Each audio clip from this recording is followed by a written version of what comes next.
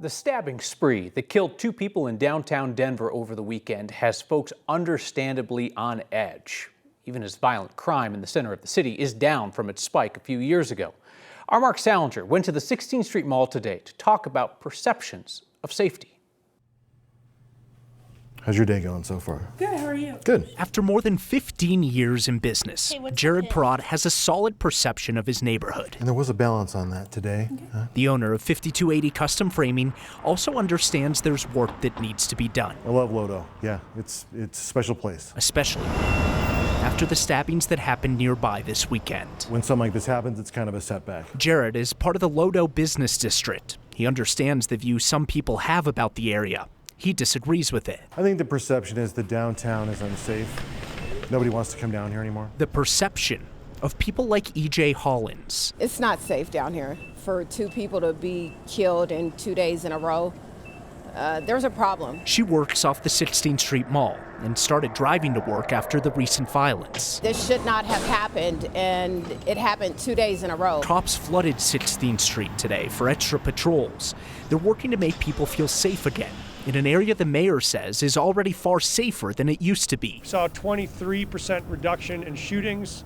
We've seen here in downtown a 55% decline in drug-related offenses. That may be true, but even the mayor acknowledges people may not feel safe here. Yeah, I think there is a question of the difference between perception and reality, and that is part of what we have to address. The reality is that crime is down, violent crime is down by double-digit percentages. And so that suggests that we are a safer city year over year, but at the end of the day, people see very public events like this tragic stabbing. Chris Hines represents the area on Denver City Council.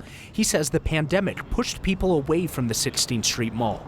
Years-long construction hasn't helped bring them back. The 16th Street Mall is the spine of downtown, and when we have the spine disrupted, that creates a lot of uncertainty. It's giving Denver a negative rep right now, definitely. Everybody's perception is different. I'm down here every day. I have not seen a whole lot of crime down here. But everybody wants to make sure what they saw this weekend never happens again.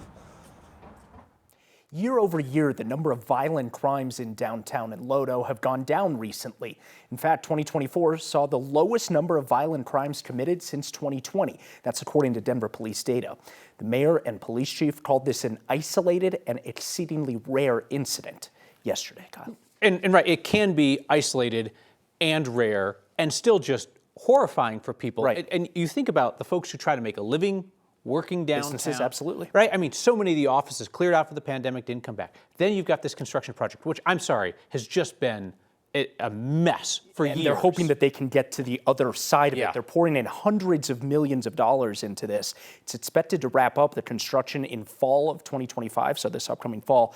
Hopefully that'll end up bringing more people down afterwards. Yeah, they got to give people reasons to go down there because and parking is very difficult. it has been for a while. All right. Thank you, Mark.